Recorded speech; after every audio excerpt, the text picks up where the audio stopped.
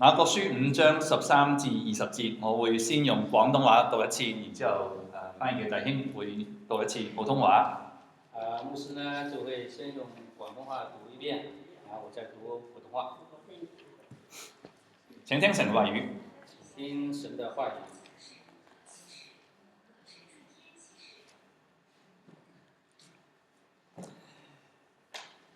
雅各書5章13節，你們中間有受苦的呢，他就該禱告；有喜樂的呢，他就該歌頌。你們中間有病了的呢，他就該請教會的長老來，他們可以奉主的名用油抹他，為他禱告。出於信心的祈禱要救那病人，主必叫他起來。他若犯了罪，也必蒙赦免。所以你們要彼此認罪，互相代求，使你們可以得醫治。義人祈禱所發的力量是大有功效的。以利亞與我們是一樣性情的人，他懇切禱告，求不要下雨，雨就3年零6個月不下在地上。他又禱告，天就降下雨來，地也生出土產。我的弟兄們，你們中間若有失迷真道的，有人使他回轉，這人該知道，叫一個罪人在迷路上轉回，便是救一個靈魂不死，並且遮蓋許多的罪。雅各書5章13到20節，你們中間有受苦的呢，他就該禱告；有喜樂的呢，他就該歌頌。你們中間有病了的呢，他就該請教會的長老來，他們可以奉主的名用油抹他，為他禱告。出於信心的祈禱要救那病人，主必叫他起來。他若犯了罪，也必蒙赦免。所以你們要彼此認罪，互相代求，使你們可以得醫治。一人祈禱所發的力量是大有功效的。以利亞與我們是一樣性情的人，他懇切禱告，求不要下雨，也就3年零6個月不下在地上。他又禱告，天就降下雨來，地也長出土產。我的弟兄們，你們中間若有失迷真道的，有人使他回轉，這人該知道，叫一個罪人從迷路上轉回，便是救一個靈魂不死，並且遮蓋許多的罪。我哋今日信息嘅題目叫做信心引導禱告。今天信息的題目叫信心引導禱告。作者雅各提到祈禱。雅各呢，他提到祈禱。祈禱係我哋一般基督徒信仰表達嘅一種方式。祈禱呢，是我們基督徒表達信仰的一種方式。就算非信徒都知道基督徒會做2件事情。就算是非基督徒都知道基督徒會做2件事情。第一，佢哋禮拜日會去教會。第一，他禮拜天會去教會。第二，佢哋會祈禱。第二，他會祈禱。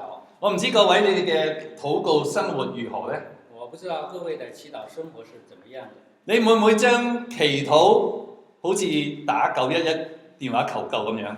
你會唔會將祈禱就像跟打911求救一樣？除非你真係有緊急解決唔嚟嘅事情，否則你唔會去揾神。除非你有緊急的事情，否則你不會去求救神。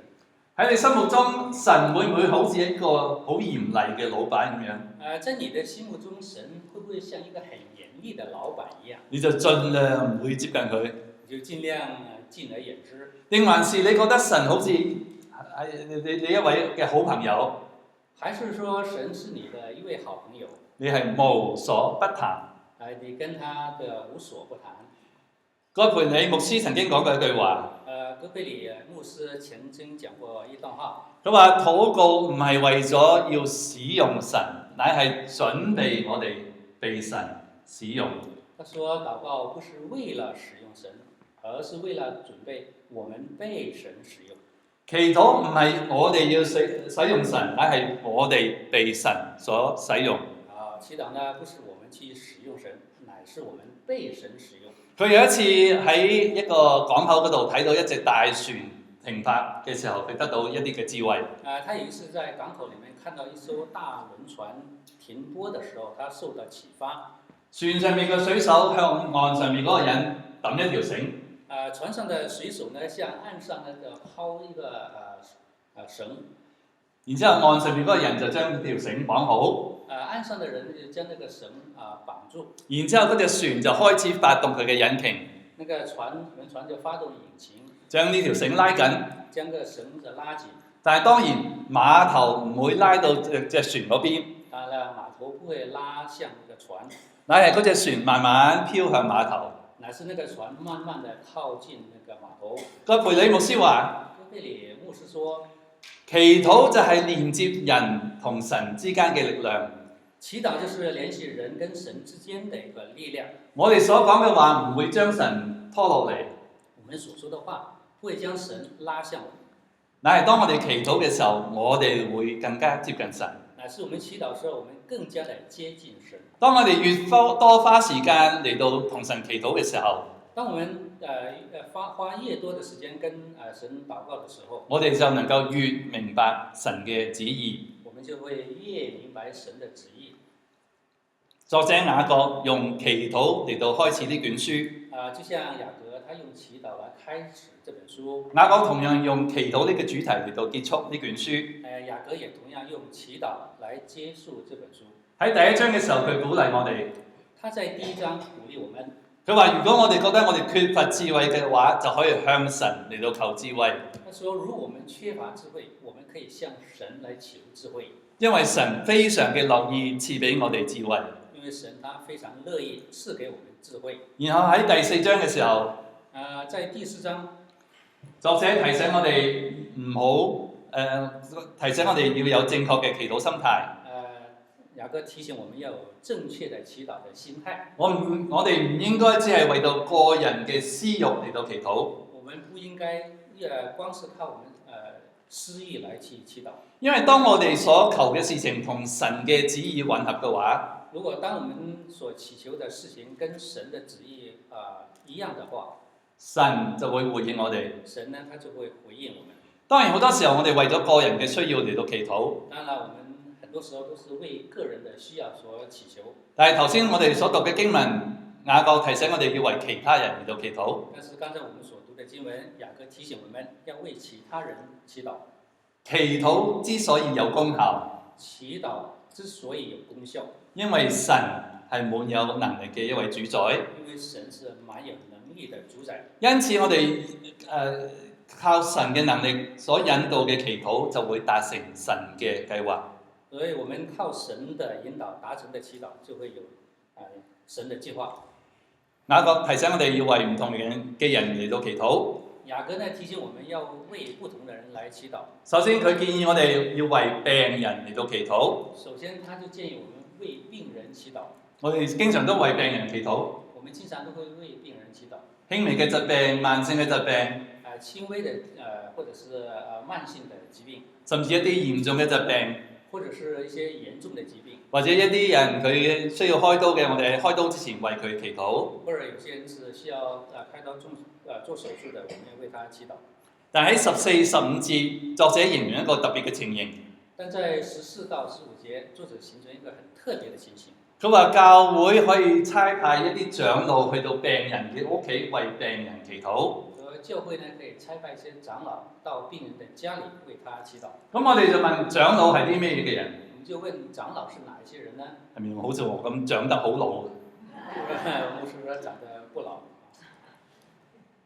不能撒謊啊！喺新約聖經嘅當中，在新約聖經當中，其實長老、監督同埋牧師係指同一批嘅人。長老、監督和牧師是指同一批的人。事實上，牧師呢個用詞喺成本聖經只係出現過一次。實際上呢，牧師這個詞在整本聖經只出現過一次。就喺以弗所書嘅第4章。就在以弗所書的第4章。因此，長老就係等同於牧師。所以呢，長老就等同於牧師。好啦，咁呢度作者話要唔好意思。OK， 所以聖經學者佢哋就有唔同嘅睇法。聖經學者呢有不同的看法。呢個話要長老去到一個人嘅屋企為嗰個人嚟祈禱。要長老到一個人家裡面為他祈禱。所以學者就有一啲嘅爭論。所以有些學者呢就有爭論。到底呢度所提到係真係嘅疾病，所以他提到他那個病人是真的疾病呢，定還是喺屬靈嘅病？或是屬靈的病？意思就係咪佢犯罪？意思說是不是他犯了罪？從上下文嚟睇，從上下文來看，雅各可能所指到係真係嘅疾病，雅各所指的就是真的疾病。因為15節佢咁樣講，因為15節他是這樣說的，佢話嗰個人若犯了罪，他說那個人若犯了罪，意思就話如果呢個人有病嘅話，意思說如果這個人有病的話，神可以醫治佢嘅疾病。神是可以醫治他的疾病。但係如果佢嘅病係因為犯罪所引起嘅話，如果他的病是因為犯罪所引起的，神亦都樂意嚟到饒恕嗰個人嘅罪。神都樂意饒恕他的罪。好啦，有咗一啲基本嘅了解之後，有些基本的了解之後，我哋再睇下15節所講話用油嚟到抹呢個病人。我們看15節說，他說用油來抹這個病人。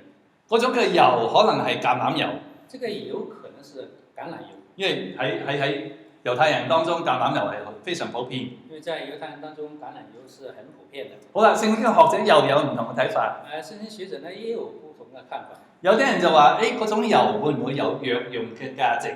有人說那個油會不會有藥用的價值呢？例如我哋可能記得耶穌所講嘅一個好撒瑪利亞人嘅比喻。例如我們記得說，耶穌說的是好這個撒瑪利亞人，就話有個人喺路上碰到賊仔，就說一個人在路上碰到了那個盜賊，搶走佢哋嘅嘢，搶走了他的東西，仲打到佢哋一身，還把他打傷了，瞓喺地下。躺在地下。然之後一個好嘅撒瑪利亞人經過，一個好的撒瑪利亞人經過，佢就用油同埋酒嚟到去治療呢個人嘅傷口。他是用油和酒來治療這個人的傷口。所以話呢個油係咪有藥用嘅價值？所以這個油有沒有藥用的價值呢？例如我冬天嘅時候，好容易皮膚會裂開。所以像我冬天雙手呢皮膚很容易裂。然之後我就搽呢個凡士林。牧師呢就經常抹一些凡士林。然之後幾日之後就會好。幾天之後呢就會好了。但係如果呢個油係有治療嘅功效嘅話，如果這油有治療的功效的話，點解需要特登叫個長老嚟屋企同呢個人磨油啊？那為什麼還要叫那個長老專門到家裡面去抹油呢？佢屋企人可以幫佢搽油啫。家裡人就幫他抹就得了唄。明白我意思嘛？明白我的意思嗎？同樣嘅道理。同樣的道理。散會之後，你唔會見到我企喺門口。散會的時候，你不會看到我站在門口。然之後攞住一樽白花油。拿來一樽那個香港的核心白花油。然後哎呀，呢個搽啊，嗰個搽啊。這個抹一下，那個抹一下。香港人叫呢個白花油叫做阿婆香水啊，知嘛？這白花油叫阿婆香水。萬應萬靈。虎標萬金油。萬金油是另外一回事。所以每一個阿婆嘅手袋裏邊都有一樽呢種嘅油。所以在每個阿婆口袋裡面都有這個萬能的白花油。OK，翻到呢度經文當中。回到經文裡面。所以可能雅各提到呢個油唔係有藥用嘅價值。所以呢，雅各提到這個油不是說有藥用的價值。可能只係一個象徵嘅含義。一個象徵的含義。我哋可以睇一段經文。我們可以來看一段經文。出埃及記28章41節。出埃及記28章41節。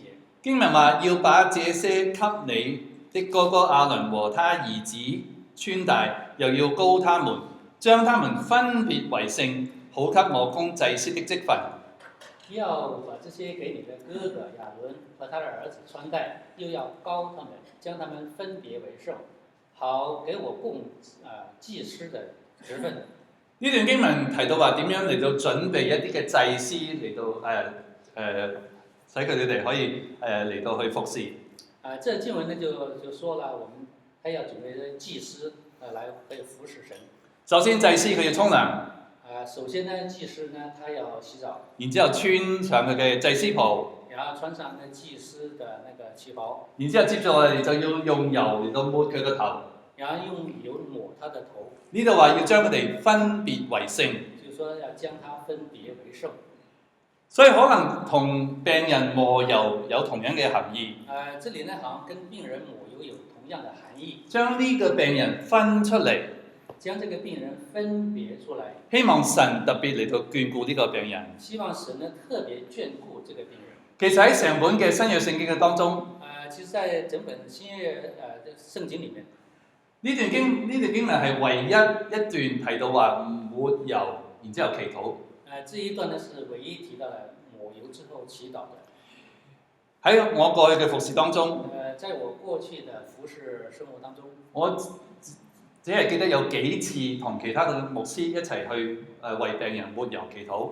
我只記得只有幾次是跟其他的牧師一起為病人來抹油。然之後嗰啲病人都係一啲末期病患嘅病人。那個病人都是臨終的病人。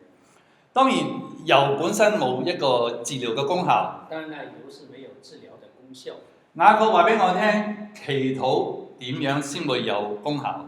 雅各呢告訴我們祈禱怎麼樣才能有功效？15節，佢話出於信心的祈禱要救那病人，主必叫他起來。出於信心的祈禱要救那病人，主必叫他起來。所以呢度提到兩個關鍵嘅因素。這裡呢提到兩個關鍵的因素。第一，人嘅信心。第一，人的信心。第二，神嘅恩典。第二，神的恩典。當兩樣嘢合埋一齊嘅時候，就能夠產生功效。當兩種東西合為一體嘅話，才能產生功效。當然，人所講嘅話冇任何嘅魔法。當然啦，人所說的話沒有任何的魔法。唯有神有權柄嚟到去施行醫治。唯有神才有權柄來施行醫治。因此，當我哋嘅心願同神嘅旨意一致嘅時候，因此呢，當我們的心意跟神嘅旨意一致嘅時候，神就會動工。神就會動工。其實我哋喺日常生活嘅事情都係咁樣嚟到進行嘅。其實我們日常生活的很多事情都是這樣進行的。例如你要揾工，比如說你要找工作，咁你就寄你嘅履歷表啦，投寄你的申請履歷表，或者係一啲推薦信。一些推薦信，然後嗰間公司就會睇下你嘅資格。那個公司呢就會看看你的資格，睇下你嘅資格同佢哋嘅需要係咪吻合。看看你的資歷呢跟他的要求是不是吻合。如果嗰間公司唔打算請你，如果那個公司他不打算招聘你，甚至唔俾你面試嘅機會，甚至呢他都不給你面試的機會，並不等於你係一個冇用嘅人才。並不是說等於你一個是沒有用的人才。只不過就話你想去嗰間公司做事嘅心願同佢哋嘅需要唔一致。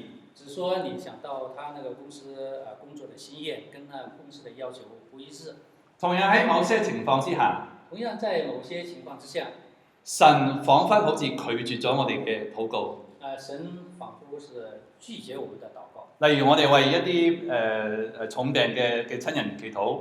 比如說，我們為一些重病的親人祈禱，或者我哋希望有啲朋友能夠信主，或者我們希望是有些人信主，或者一啲單身嘅弟兄姊妹佢哋想揾對象，或者是單身的兄弟姐妹想找對象，神彷彿好似冇聽到我哋祈禱，神呢仿佛是沒有聽到我們的祈禱，但咁樣唔等於話我哋唔應該為嗰啲事情嚟到祈禱。但這個呢不等於我們不要為這些事情來祈禱，因為神從來唔會隨意嘅做事。因為神呢不會隨意的做事情，可能係出於一啲我哋人冇辦法了解嘅因素，可能是出於一些我們人無法理解的因素。神暫時冇應允，甚至拒絕咗我哋嘅祈禱嘅事。神呢就暫時沒有應允，或者是拒絕了我們的要求。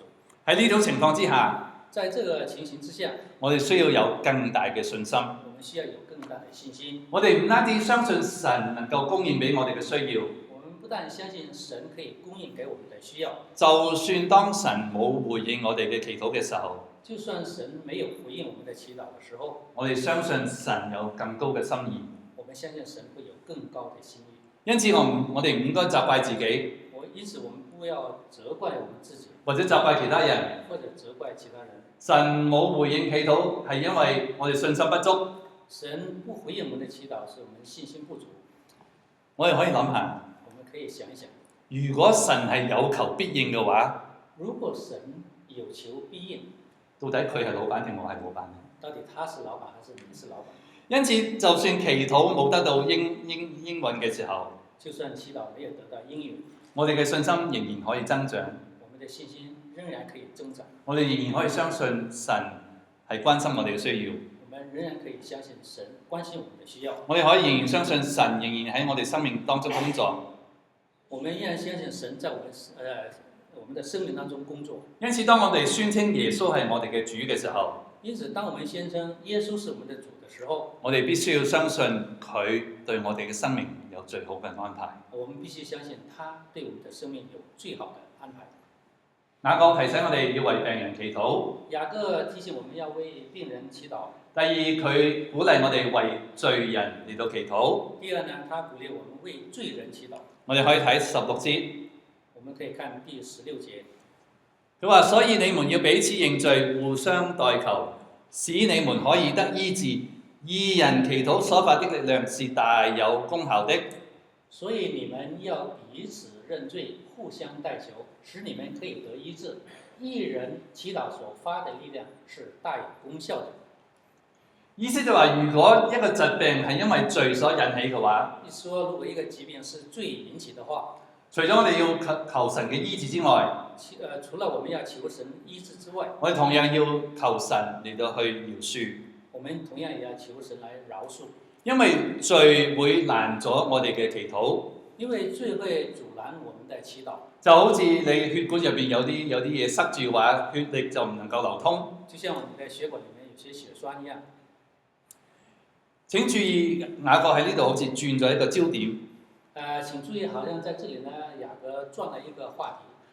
之前佢話要請教會嘅長老嚟到祈禱。之前呢，他說要請教那個長老來祈禱。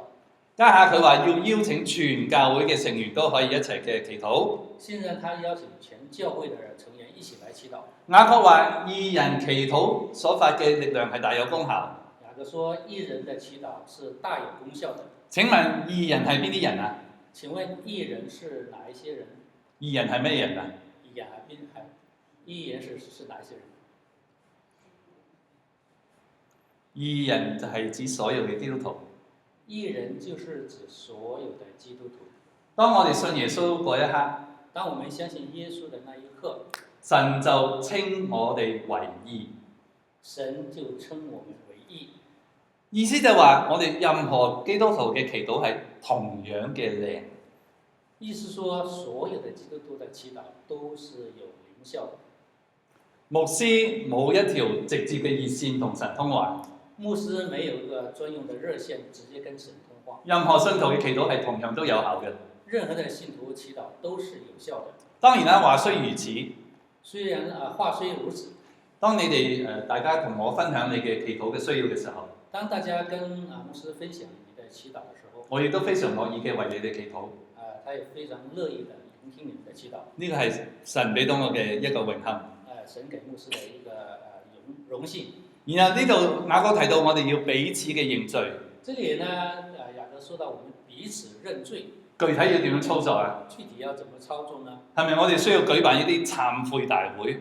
是不是我們要舉辦一些懺悔大會？然之後每個人就公開嚟到認罪。每個人在會上公開認罪。呢個先生可能話：哎呀，我對老婆講咗啲唔係幾好聽嘅話。先生說：我對老婆講說不中聽的話。或者有啲人話：哎呀，我報稅嗰陣時候唔誠實。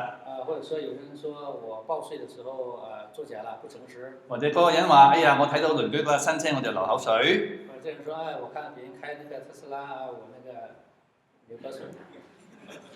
特斯拉是好車啊！係咪真係要咁樣做呢？是不是真的要這樣做呢？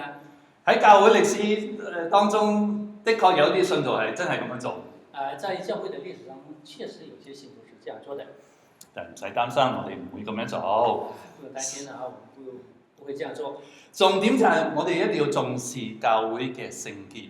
重點就是我們一定要重視教會的聖潔。我哋唔應該對罪係置之不理嘅態度。我們不應該對罪置之不理。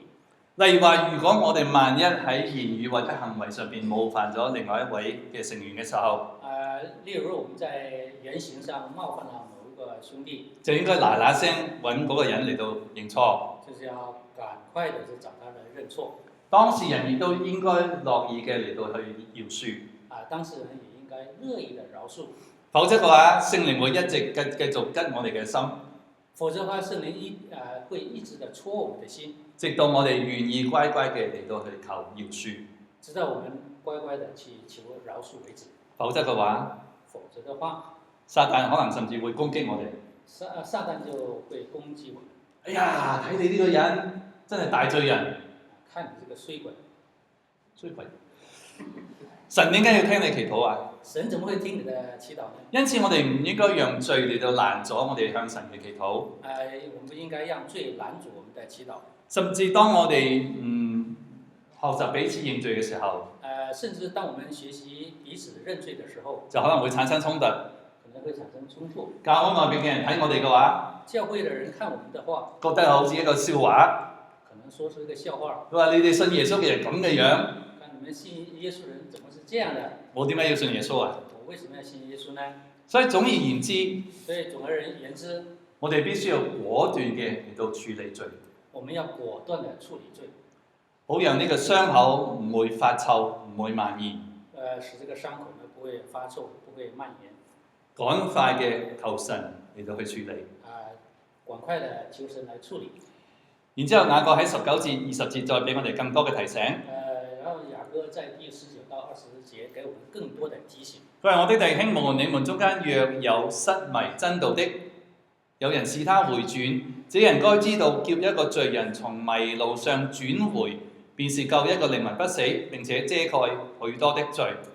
我的弟兄們呢，你們中間若有失迷真道的，有人使他回轉，這人該知道，叫一個罪人從迷路上轉回，便是救一個靈魂不死，並且遮蓋許多的罪。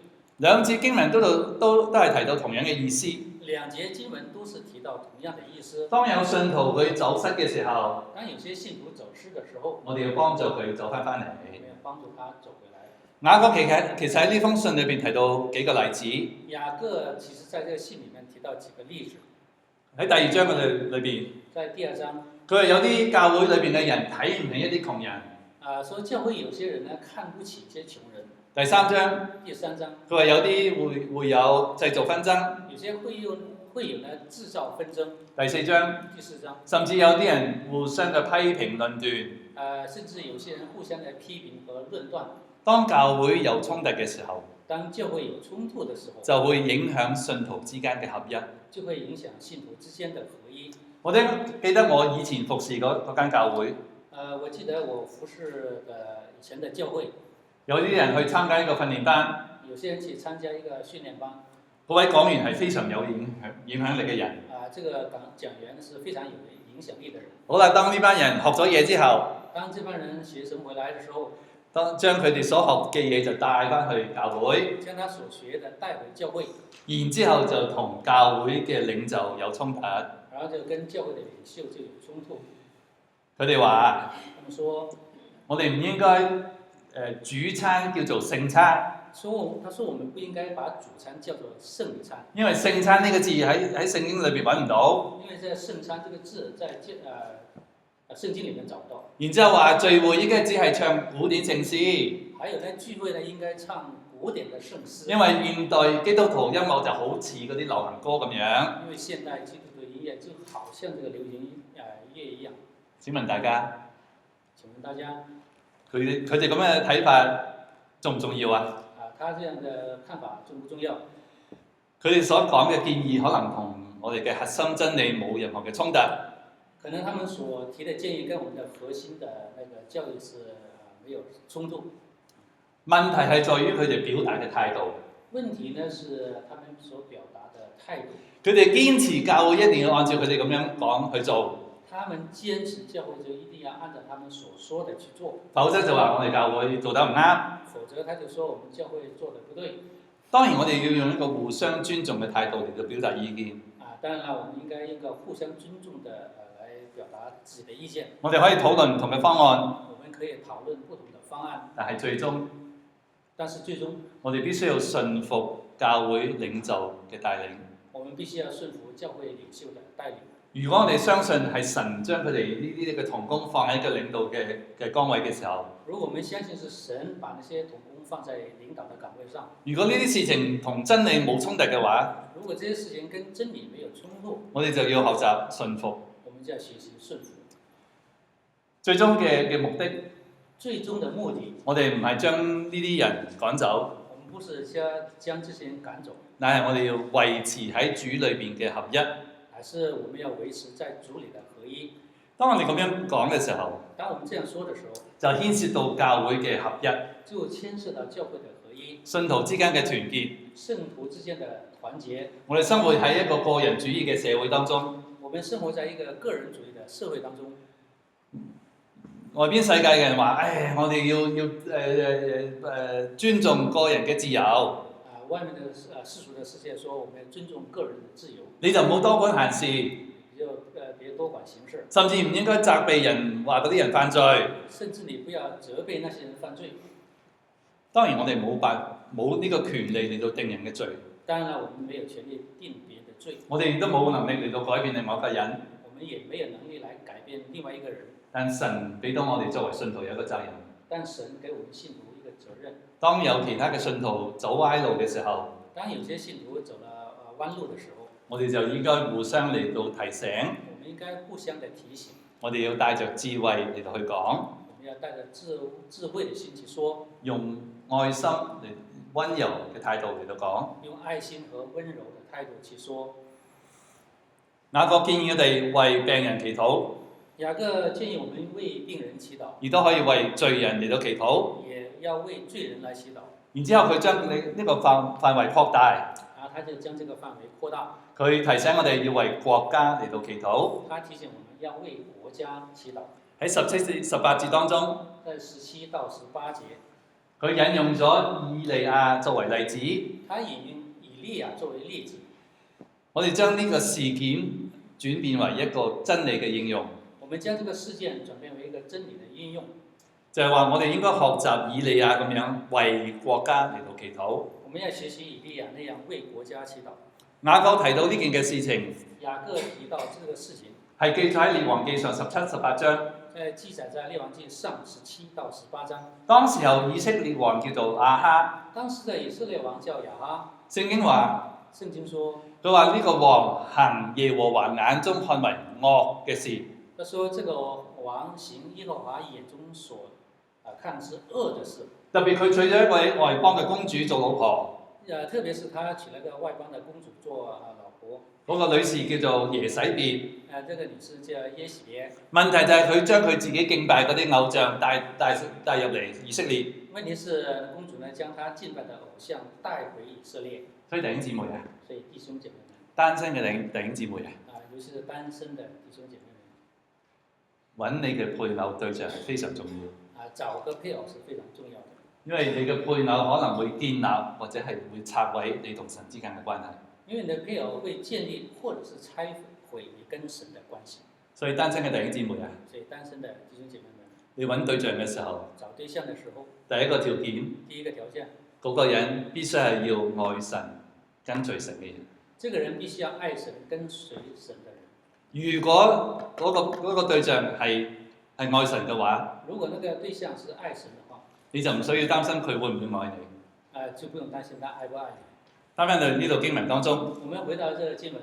好啦，於是呢個王嚟跟住佢嘅老婆就拜偶像。因此呢個王呢跟住他的那個夫人一起來拜偶像。神就差遣以利亞嚟到去責備亞哈。神就會差遣那個以利亞來責備那個王。佢同呢個亞哈王講。他跟亞哈王說：我話如果我唔祈禱嘅話，神就唔會落雨。如果我不祈禱嘅話，神就不會下雨。結果呢個旱災維持超過3年。結果呢，這個國家旱災超過3年。神用呢個方法嚟到去責備呢個王。神用這個方法來責備這個王。管教呢個偏離神嘅話語嘅國家。管教這個偏離神話語的國家。因此一個自然災害係因為一個屬靈嘅原因所引起。一個自然的災害就是因為一個屬靈的原因所引起的。喺古代嘅世界，在古代的世界里，旱災可能導致饑荒，旱災呢會導致饑荒，你種田冇辦法收成，種田沒有收成，動物冇草食，動物呢沒有那個草糧食，人亦都冇食物，人也沒有食物。因此乾旱可能引起非常嚴重嘅危機。乾旱呢引起非常嚴重的危機。我哋要記住以色列係喺中東喎，我們要記得以色列是在中東，所以雨水係非常嘅珍貴。所以呢雨水是非常珍貴的。於是神就管教以色列呢個國家，於是呢神就管教以色列這個國家，然之後就帶到去以利亞同一啲假先知嘅鬥法。就帶到了以利亞跟些假先知的那個鬥法。佢哋上到一個地方叫做迦密山，他們到了一個山叫加密山，然之後兩邊就預備咗一個祭壇，兩邊都預備一個祭壇，準備一隻公牛作為祭物。準備一個公牛作為祭物。然之後佢哋就向自己所敬拜嘅神嚟到祈禱。然後他們就分別向自己所敬拜的神來祈禱。邊個神明降火燒咗呢個祭物嘅話，就係真神。哪一個神明如果降火燒掉這個祭物，那他就是真神。所以呢啲拜巴力嘅假先知就開始佢哋嘅儀式。這個拜巴力的一些假先知就開始他們的儀式。佢哋呼求佢哋嘅神。他們呼求他們的神。然之後佢哋仲喺個祭壇旁邊跳舞。還有在祭壇的旁邊跳舞。甚至用刀嚟割自己。甚至用刀割傷他們自己。但係結果乜嘢事情都冇發生。但結果什麼都沒有發生。好啦，之後輪到以利亞。然後就輪到以利亞。佢叫一啲僕人喺個祭壇上面淋水。他叫些僕人在祭壇上還澆些水。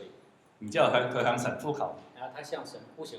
如果神從天降火。如果神從天降火。結果神從天降火。結果神從天上降火。將所有嘅水同埋祭物都燒晒。將那個水和祭物全部燒盡。所以事實證明耶和華先至係唯一嘅真神。所以事實證明耶和華才是唯一的真神。佢希望人民翻到去佢嘅身邊。他希望呢人們回到他的身邊。以利亞佢都向呢啲百姓嚟到懇求。以利亞呢也向這些百姓來懇求。列王記上18章21節。列王記上18章第21節。佢話：你們心持兩意要到幾時呢？若耶和華是神，就當順從耶和華；若巴力是神，就當順從巴力。眾民一言不答。你們心持兩意要到幾時呢？若耶和華是神，就當順從耶和華；若巴力是神，就當順從巴力。眾民一言不答。神係供應一切嘅神。神是供應一切的神。包括好似雨水、火咁簡單嘅事情。包括雨水啊、火這麼簡單的事。點解要跟從呢啲冇用嘅偶像呢？為什麼要跟從這些沒有用的偶像呢？因為冇落雨，所以就冇收成。因為沒有下雨就沒有收成。就好似象徵一啲對神唔忠心嘅以色列人。就象徵一些對神不忠心的以色列人。唔理佢哋點樣辛勞嘅喺田裏邊工作。不管他們怎麼辛勞在田裡面耕作，除非神賜雨水，除非神賜雨水，否則佢哋就完全冇收成。否則他們就完全沒有收成。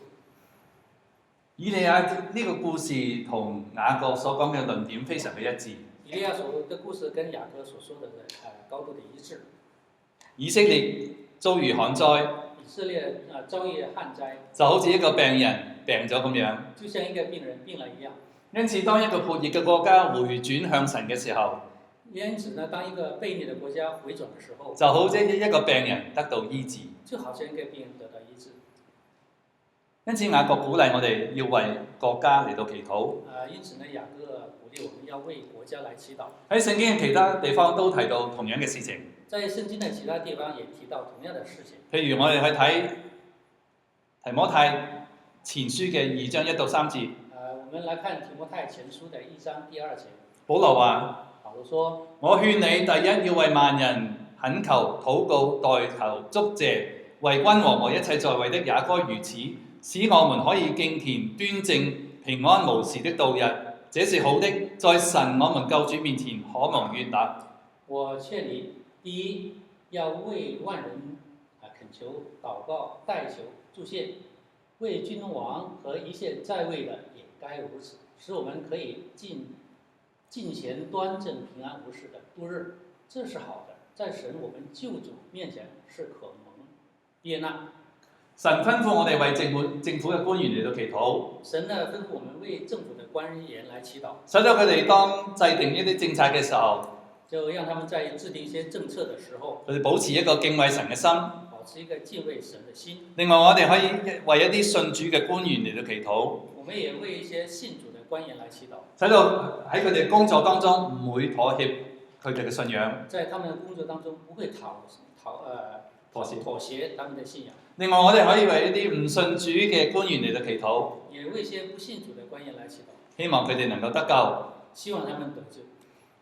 當一個國家嘅領袖敬畏神嘅時候，當一個國家的領袖敬畏神的時候，呢個國家就能夠得以興旺。這個國家就得以興旺。當我哋睇我哋所身處嘅美國嘅時候，當我們所身處的美國，我哋會發現呢個國家非常嘅混亂。我們發現國家非常的混亂。每日當你睇頭條新聞嘅時候，每天你看頭條的新聞，好多嘅罪案，很多的罪案，好多人嘅仇恨，很多人的仇恨，好多人貪錢貪權，很多人貪錢，財富同埋享樂成為佢哋所敬拜嘅偶像。財富和享樂是成為他們的偶像。佢哋渴望喺今生嚟到建立佢哋嘅天堂，他們渴望在今生建立他們的天堂，但係好可惜，但是很可惜，連好多嘅基督徒嘅諗法都係完全一樣。連很多基督徒的想法都是一樣。佢哋忘記咗永恆，只注重今生。他們忘記永恆，只注重今生。弟兄姊妹，弟兄姐妹們，復興必須要由悔改開始。復興必須要由悔改開始。復興必須要由悔改開始。復興必須要由悔改開始。神希望我哋翻到佢身邊。神希望我們回到他的身邊。因此我哋唔應該再三心兩意。因此呢，我們不應該三心兩意。喺我哋生活嘅各個層面都要順服神。在生活的各個層面都應該順服神。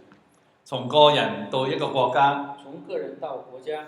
一個國家嘅真正嘅繁榮富強。一個國家的真正的繁榮和富強，唔單止係在於佢哋嘅經濟或者係軍事，不在於他們的經濟或者軍事的力量，亦都取決於人對神嘅態度。也取決於人對神的態度。人喺神面前有冇一個謙卑嘅心？人在神的面前有沒有一個謙卑的心？有冇對神有一份真誠？有沒有對神有一份真誠？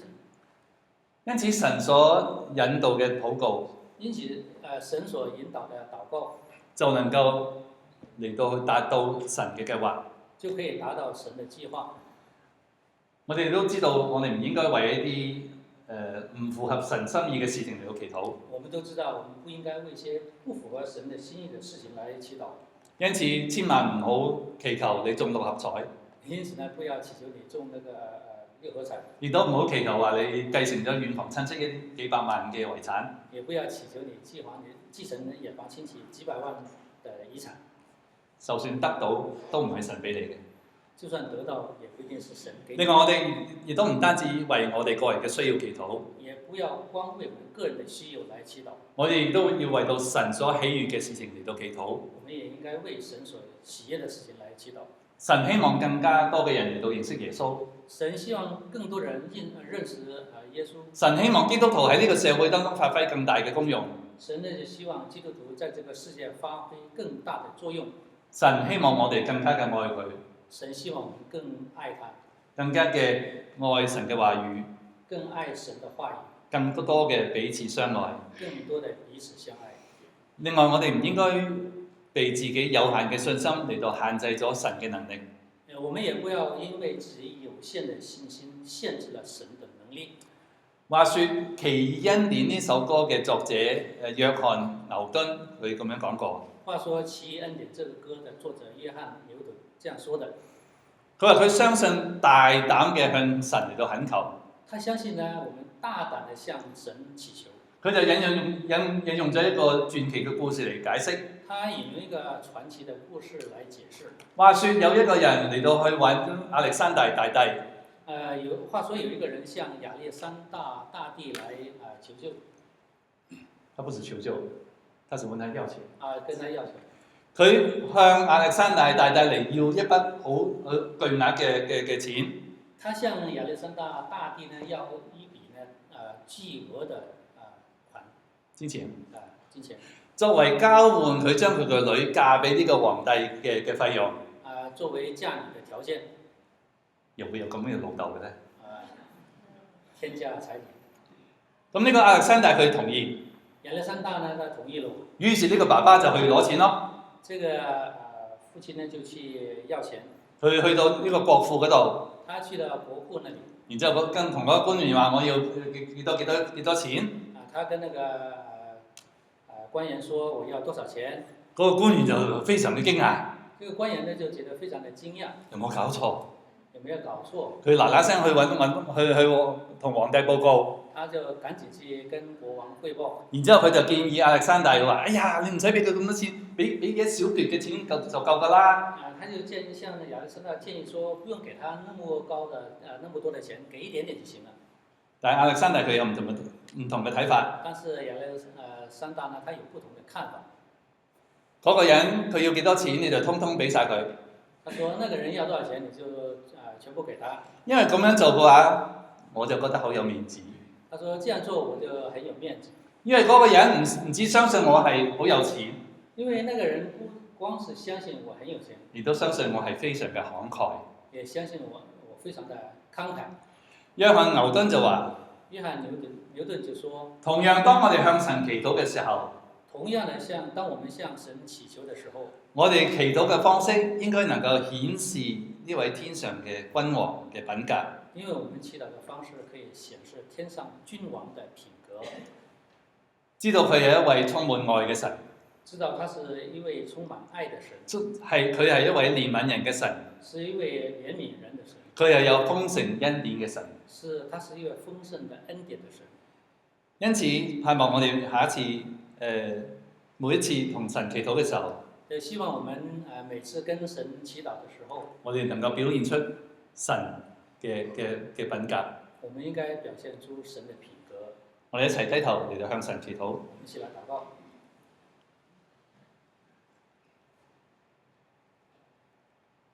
神啊，我哋係何等樣嘅一個人，你竟然俾到我哋有咁大嘅福分、咁大嘅特權，可以凡事嘅嚟到向你懇求。因為神你係滿有權柄、能力、豐富恩惠嘅主，因此當神你樂意嘅時候，你就會供應俾我哋一切所需用嘅。但係盼望我哋好似雅各所提醒我哋咁樣，唔止為個人嘅需要祈禱，亦都為到其他嘅人嘅需要祈禱，亦都為到我哋所身處呢個國家嚟到祈禱，懇求神嘅你嘅能力嚟到彰顯，無論係我哋嘅國家、我哋嘅教會，每一位弟兄姊妹都能夠跟隨神你嘅腳步。當我哋願意追求神你嘅心意嘅時候，我哋就能夠得到神你嘅祝福。懇求神幫助我哋每一次祈禱嘅時候，我哋帶着一個神你睇起上嚟係合宜嘅心態嚟到向你祈求。主啊，我們是何等樣的人，你只能把這個禱告的福分、禱告的特權賜給我們這些平凡的人，以致我們可以為到任何的事情向你來懇求。我們相信，當我們所祈求是合乎神你的心意的時候，你就樂意賞賜給我們一切所需用的。但同樣，透過雅各所教導我們的，我們不應該只是為個人的需要來禱告，我們也要為到神你看為喜悅的事情來禱告，為到這個國度，為到我們的教會，為到弟兄姐妹的需要，我們都可以向你來懇求。當一個國家、當教會、當弟兄姐妹、當信徒願意跟隨主你的腳步的時候，我們就是有福的人。懇求神幫助我們，在我們每一次禱告的時候，我們來調整我們的心態，以致我們的心跟神你的旨意是一致的。謝謝主，聽我們這樣子禱告祈求感恩，奉靠救主耶穌基督你的聖名，感謝神聽我哋咁樣嘅祈禱感恩，奉靠救主耶穌基督你嘅聖名，阿門。